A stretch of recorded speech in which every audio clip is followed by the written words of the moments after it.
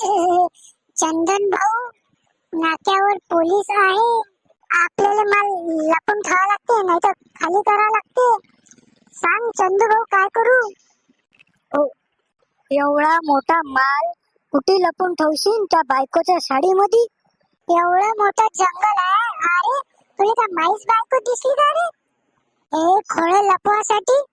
राजा, तू समजून घे, ज्याला तू खोळ समजत आहे ते खोळ नाही, सबसे महंगा चीज है वो, लाल चंदन.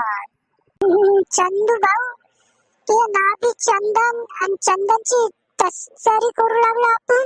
अरे बापरे, साला हे तर बुद्धिस्ट नवीन न्यूज आहे. इथं का सकाळी त्या गळ्यात काही अटकलं होतं का रे? आवाज असा येऊ लागला. हा चंदू भाऊ, नाक्यावरून माल काढणं